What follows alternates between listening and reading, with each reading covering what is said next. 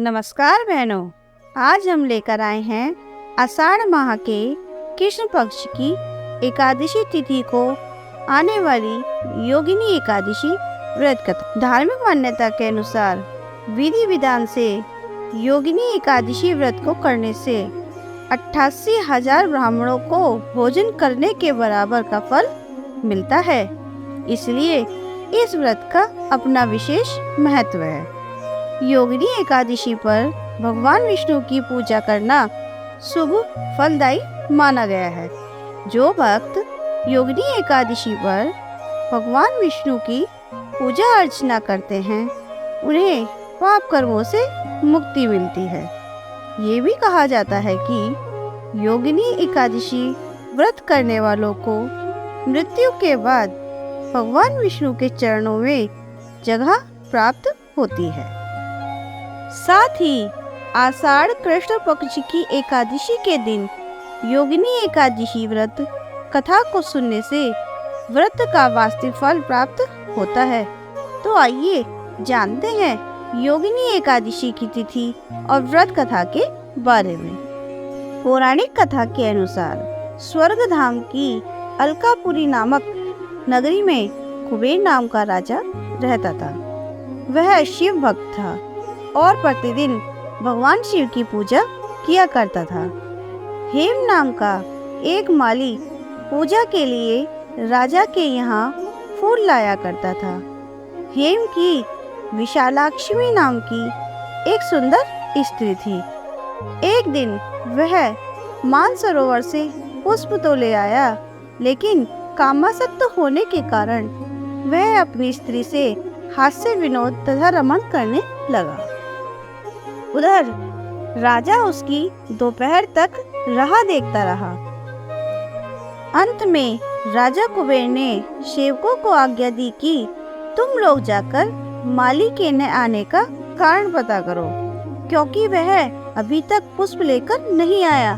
सेवकों ने कहा कि महाराज, वह पापी अतिकामी है, अपनी स्त्री के साथ हास्य विनोद कर रहा होगा। ये सुनकर कुबेर क्रोधित हो गए और उसे बुलाया।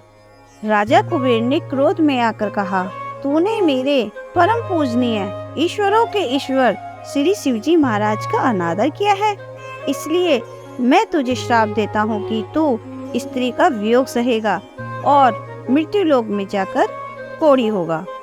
कुबेर के श्राप से हेममाली का स्वर्ग से पतन हो गया और वह उसी क्षण पृथ्वी पर गिर गया। भूतल पर आते ही उसके शरीर में श्वेत कोढ़ हो गया। उसकी स्त्री भी उसी समय अंतर्ध्यान हो गई। मृत्यु लोक में आकर माली के ऊपर दुखों का पहाड़ टूट गया। वह जंगल में बिना अन्न और जल के भटकता रहा। रात्रि को निद्रा भी नहीं आती थी, परंतु शिवजी की पूजा के प्रभाव से उसको पिछले जन्म की स्मृति का ज्ञान अवश्य रहा। घूमते घूमते एक दिन वह मार्कंडेय ऋषि के आश्रम में पहुंच गया, जो ब्रह्मा से भी अधिक वृद्ध थे और जिनका आश्रम ब्रह्मा की सभा के समान लगता था। हेममाली वहां जाकर उनके पैरों में पड़ गया। उसे देखकर मार्कंडेय ऋषि बोले, तुमने ऐसा कौन सा पाप किया है जिसके प्रभाव से ये हालत हो गई? हेममाली ने सारा वृतांत सुनाया। ये सुनकर ऋषि बोले, निश्चित ही तूने मेरे सम्मुख सत्य वचन कहे हैं, इसलिए तेरे उद्धार के लिए मैं एक व्रत बताता हूँ। यदि तू आषाढ़ मास के कृष्ण पक्ष की योगिनी नामक एकादशी का विधि पूर्वक व्रत करेगा तो तेरे सभी पाप नष्ट हो जाएंगे। ये सुनकर हेममाली ने अत्यंत प्रसन्न होकर मुनि को साष्टांग प्रणाम किया। मुनि ने स्नेह से उसे उठाया। हेममाली ने मुनि के कथा अनुसार विधि पूर्वक योगिनी एकादशी का व्रत किया। इस व्रत के प्रभाव से अपने पुराने स्वरूप में आकर वह अपनी स्त्री के साथ सुखपूर्वक रहने लगा। आइए अब जानते हैं कि योगिनी एकादशी व्रत की पूजन विधि क्या है। योगिनी एकादशी का व्रत रखने वाले व्यक्ति को इस व्रत के नियमों का पालन दसवीं से ही करना पड़ता है। योगिनी एकादशी के दिन प्रातः सुबह जल्दी उठकर स्नान आदि से निवृत्त हो जाएं। घर व पूजा स्थल की सफाई करें। पूजा स्थल पर एक कलश स्थापित करें और भगवान विष्णु की मूर्ति भी स्थापित करें। सच्चे मन से भगवान विष्णु की आराधना व पूजा करें और व्रत का संकल्प लें। इस दिन नमक का सेवन नहीं करना चाहिए। सायकाल भगवान विष्णु की आराधना करें। रात्रि में भगवान विष्णु का जागरण करें।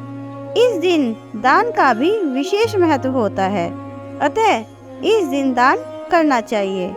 द्वादशी के दिन प्रातः इस व्रत का पारण करें। बोलो विष्णु भगवान की जय।